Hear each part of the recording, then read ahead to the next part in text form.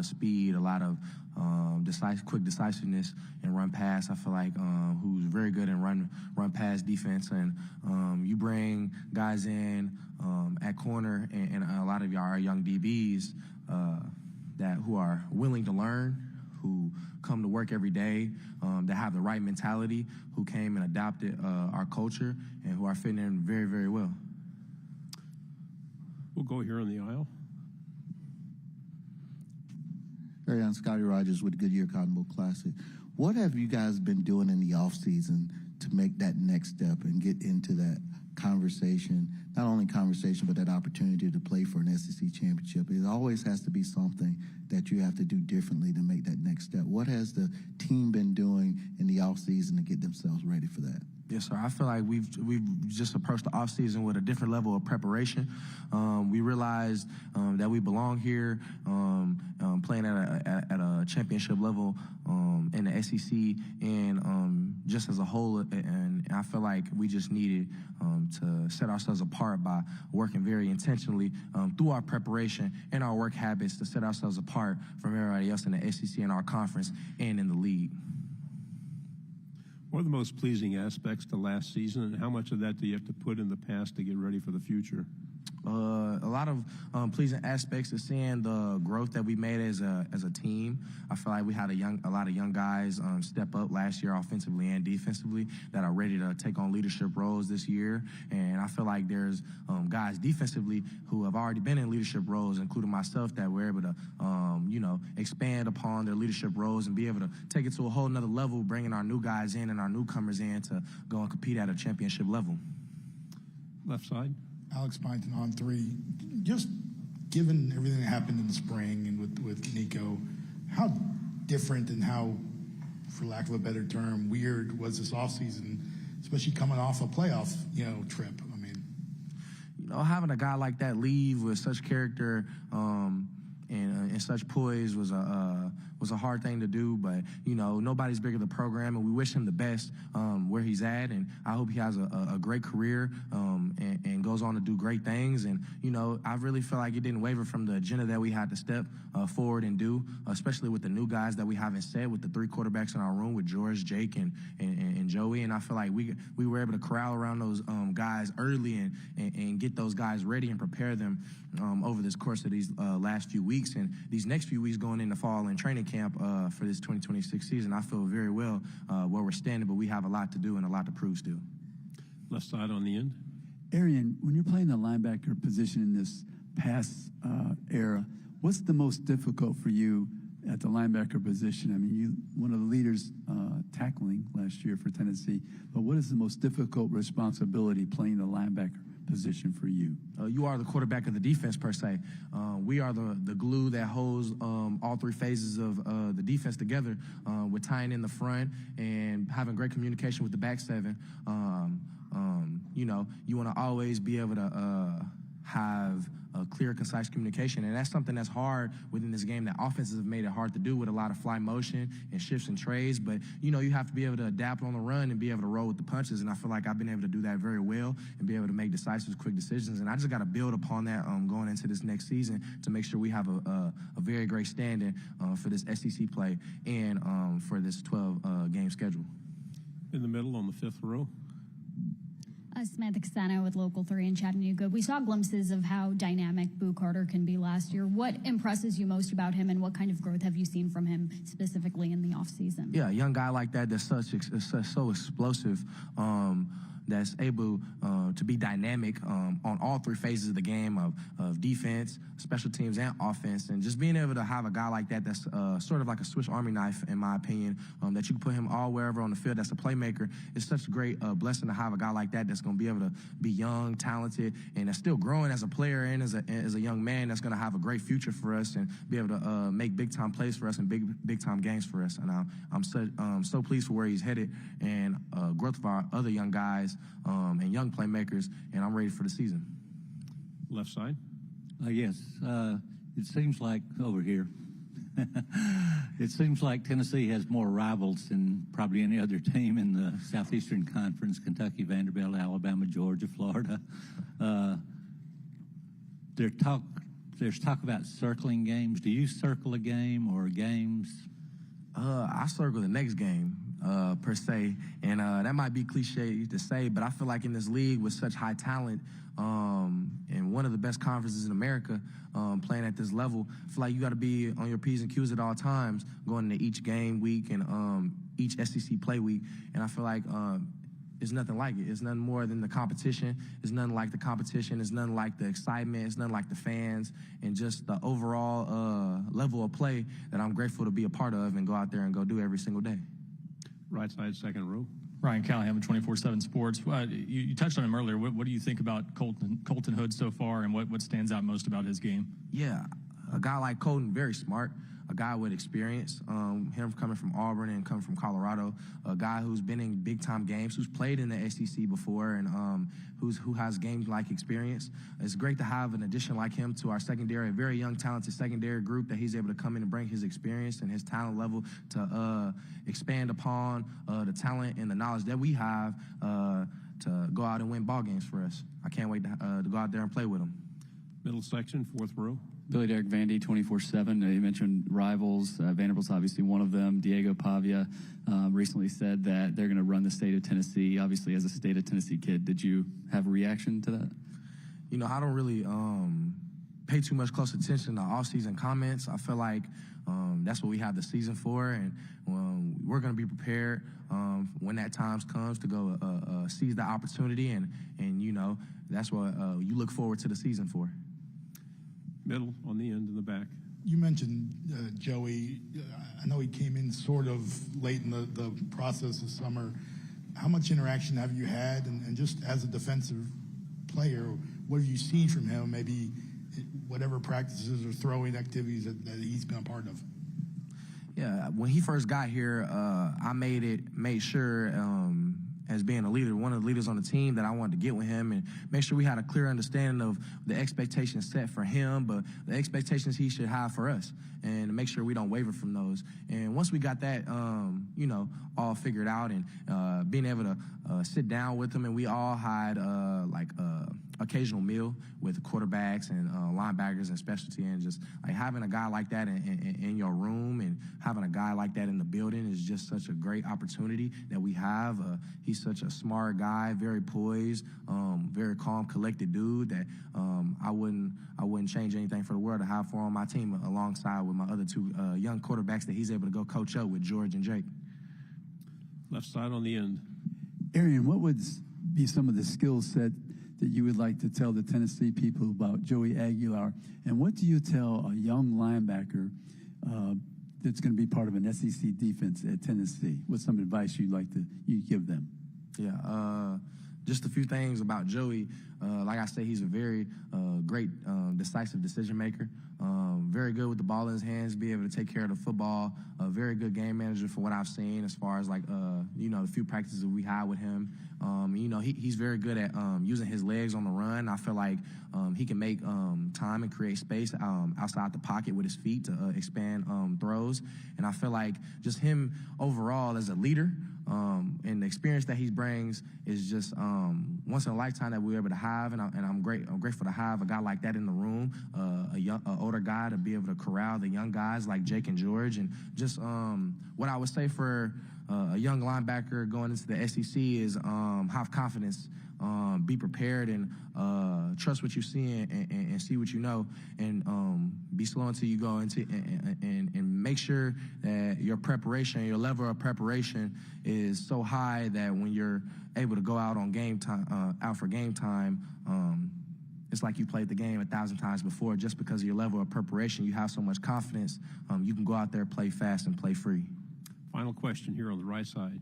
Arion, it seems like we've seen a lot of SEC rankings and national rankings that don't have you guys ranked all that high for a team that made the college football playoff last year. What do you think of that? Is that something you guys have discussed much internally? You feel like the bar's kind of been lowered a bit too much? I feel like I don't really pay too much closer to rankings. I feel like, you know, that's what we have the season for. I feel like I know what we have in that room, and I know what we have on our 105 team-man roster, and I know what our expectations and what our goals are set to go do.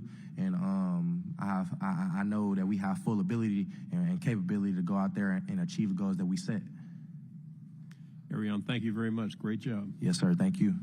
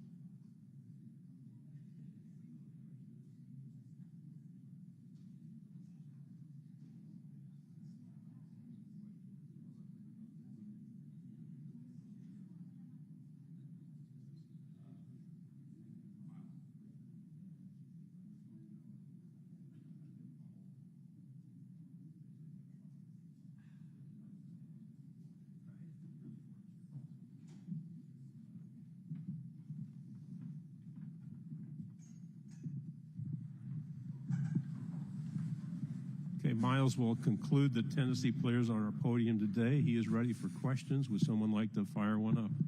Here we go on the left side. Good afternoon, Miles. AP Stidham of AP as we see it. Miles, who are some of the tight ends you watched growing up and why? Yeah, I've touched on this. I would say Gronk. I'm nowhere near his level yet, hopefully. But just like how he took blocking personally, him, and I love George Kittle, in that Netflix series that George Kittle did where he touches on, I focus on blocking and protecting my quarterback and, doing what I need to do up front and in the box, and the rest will take care of itself. So I love that. You see more fleet tight ends these days as opposed to the big kind of structured guys you saw 10, 20 years ago? Yeah. There's just a bunch of great athletes out there, and I don't want to say I'm not one of them, but there's just a bunch of great athletes out there that can run and jump really well, and I have to look at myself saying, hey, I may not do those things as well. What can I do to separate myself from them? And I think inside the box is where I try to do that. What's been the coaching message this year coming into the season? Obviously, last year was very, very successful. You have change every year. What's the message? Well, there's a word in it that I can't quite say, but we don't need anybody outside of this facility. We all that we need, all that we got. If you're strong, I'm strong. Let's go do it. In the middle, back row. Samantha Casano with Local 3 News in Chattanooga. Miles, how difficult or easy is it to build chemistry with a new quarterback, especially in such a unique situation coming in so late? Yeah, I've touched on this a little bit today. Joey's one of those guys who has a very outgoing personality. He walks into a room and is automatically friends with everybody. Whenever he first committed, I hit him up on Instagram and just said, hey, man, love to have you. Let's go out and get a bite to eat, and let's get to know each other. And, we were just off since then, and we get along super well. He gets along with everybody. Him and Jake and George, they all thrive together. They all compete with each other, and I don't think we could have asked for a better dude. Right side, third row. Miles, Ryan Callahan, 24/7 Sports. What do you think of kind of the way you guys are viewed nationally and in the SEC going into this year for a college football playoff team? A lot of the rankings don't have you guys maybe toward the top, maybe because of Nico's departure or whatever. Have you guys talked about that internally much? No, and I try to stay off social media as much as I can. It's just rat poison, stuff that you don't really need, stuff that you don't need to focus on. So no, I haven't really paid attention to any of that stuff. I go on the left side, third row. Miles, I was going to ask you about the Ohio State game. when you reflect on that game, not dwell on it, but you must have learned something from that game moving forward because you're trying to get in the playoffs again. So what did you learn from that experience? I think when you look back at that game, you can say whatever you want about it. It's 21-10 at halftime. We have the ball coming out of half. If we go score, it's 21-17. It's a ball game. And I think when you look back at it like that, it's how close we were. You come out of halftime and you have a good drive. That could be a completely different ball game. Ohio State's a great team. They had a lot of great players. But that just puts it into perspective of how close we were. And then all of a sudden it's like, okay, it's time to reflect. What do we need to do better? What do we need to do differently? And that's all of us. That's coaching staff. That's players. How do we need to attack this offseason to where we don't end up in that same situation this upcoming year? In the middle, in the back. Alex Byington on 3. Arion was just in here he mentioned that he and the other leaders went to Joey when he first got there and kind of sat him down, and they went over expectations for everybody, really, and what the plan would be moving forward. Can you take us inside that room? I assume you were probably one of the leaders in there talking. What was those first initial conversations like with Joey? Yeah, like what I was touching on before, as far as Joey's, a very easy guy to get along with. He also knows how to handle his business, and he takes this football thing very seriously.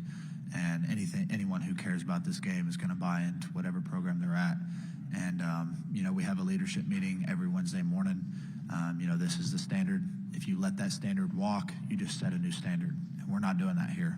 I know you're new. I know you may feel like, hey, I need to prove myself, because I was there, last year at this time, coming into Tennessee, being a new guy. So I understand where you're coming from, but you don't have time for that. You don't have time to prove yourself. Like, no, we believe in you. We believe in you and Jake and George to go in there, and we need you to be a competitor, and we need you to be a leader right off the bat. And whatever you see that is not the standard, we need you to call it up to the standard.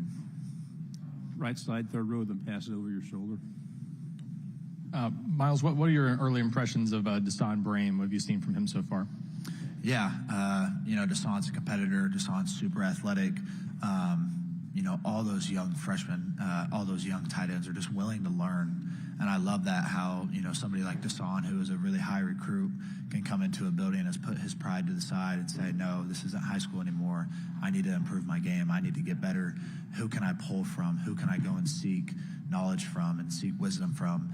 And I love how anytime I try to help him out, anytime I try to hold him accountable, he's right there willing, to listen to me and take whatever advice I have. Same thing, if Ethan Davis is trying to do with him, it's the same way. And I just love how there's a mutual respect there. Because, you have a lot of guys in today's day and age who are 5 stars and getting, whatever, and they come into a program and they might have a little bit of pride to themselves. And I love how we don't have that on this team. Right side, fourth row. Johnny Condon, ABC 3340 Sports in Birmingham. What does the Alabama game mean to you specifically? Not worried about the Alabama game. We play a really good team week 1. We're worried about fall camp. We're worried about tomorrow's workouts. We're ready to just go attack fall camp in week 1. On the back row. We saw glimpses of what Boo Carter could do last year. How excited are you to potentially add him to, the offensive side of the ball as well? Yeah, Boo has a lot on his plate, stepping up on the defensive side, and we're going to try to do everything we can to put him in a position to help our football team out. I'm really excited. Left side again. Do you know much about Syracuse at this point? Have you taken a look at them? Just kind of like what I said, I'm focused on tomorrow's workouts. I'm focused on fall camp. I'm focused on what I need to do to get better, and I'm focused on how I can help our team right now. Right side. Miles, not a lot is known about you guys wide receivers, I think, nationally, just because you got some young guys ready to step in there. What have you seen from, Mike Matthews, Braylon Staley, some of those other young guys that are ready to take on bigger roles outside? Yeah, I would say the 2 biggest things I've seen from those guys is, last year they always did what they were supposed to do, but that's just your job.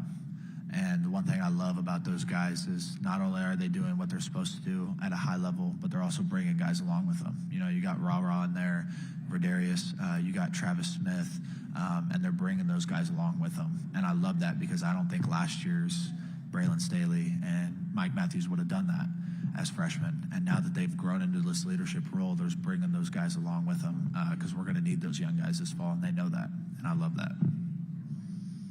We have time for one more. Is there one more question? Yes, we'll go in the middle here on the back row. Not to beat a dead horse, but you talk about coming into a new situation. You're kind of focused on yourself, like you were a year ago, Joey. But how weird was this off season with everything that went on with Nico, and just you're coming off the playoff? You would think, kind of like what we were talking about earlier, there'd be a lot more hope and hype right now, and it just doesn't seem right that obvious. You know, we had a group text with a couple of the guys, and whenever some stuff was going around, you know, we all came together and said, hey, man, we want somebody that wants to be here. And, you know, I talked about it earlier. It's next snap, next play. Don't worry about what happened before. And I think that can translate over into life. That can translate over into that situation to where it's, if you don't want to be here, that's fine. We're going to go find somebody who does, and he's going to come in and compete and want to be here. And, man, we didn't skip a beat, and I love it. Miles, thank you very much. Good job. Thanks, guys.